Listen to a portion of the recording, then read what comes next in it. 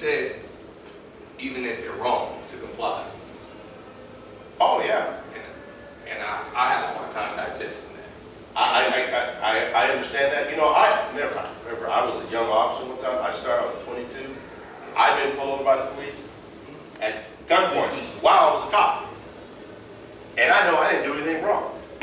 But you know what? You got guns pointed at me. The street is nowhere to sit there and debate. They made me lie down prone in oil,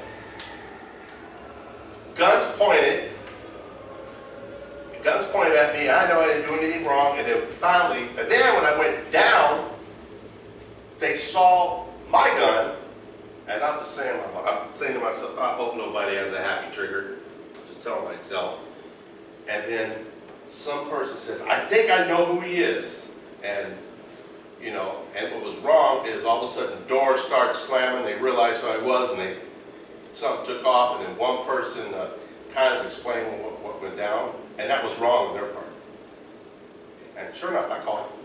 So, I understand that you're in a different situation where you can accept that, and you have recourse. Oh, I didn't like it. But I don't want to get shot. I can say, like you said, you know your recourse, and you talked about, you know, having to file complaints and different things like that. While that's your reality, that might not be someone else's reality. So our experience sometimes doesn't equate to what you might be saying. You know, just comply, or you have recourse after you've been wrong or something like that. So we've had the experience of it not working out in our favor, no matter what we've done. And every situation is different, so it's not like we can sit here and be like, yeah, we can't call out every situation. Everything is different. But I'm just going based off of what you said. And then I don't think every deputy is bad. I don't think every cop is bad. But I also believe that the system itself is strategic to continue to target the community, to lock people up, to over-sentence people. In my mind, America was built on slavery.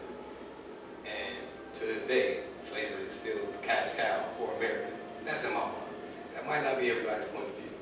But when I address a situation, I look at a situation, I'm always thinking that in my head. So although you might have great intentions, you're a superior, you're a department, you know, the sheriff, the LAPD, all of that is set up.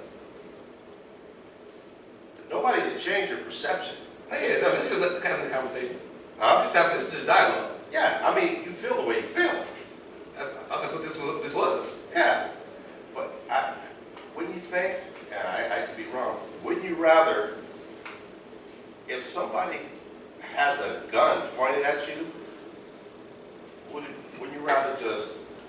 Every situation is different. What if I've been pulled out the car by my shirt collar through the window? No guns. I just got pulled over, and that's just what happened. Maybe I had a tinted window and it got busted out. I got pulled out the driver's side window. For no other than that, that's it. Just you got to stop. These are experiences I've seen. These are experiences I've had. I can't sit there and say that's never happened to anybody. Yeah. I can't sit there, and I'm telling you, it whenever it happened, it was wrong then.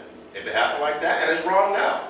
But there's a trauma that's attached to it. So once it's happened, how do I, as a normal citizen, how do I go home and deal with that? How do I deal with that the next morning? How do I deal with that the next time I get pulled over by law enforcement? You have to know that that has a long-term effect, and not just on me, but on the community.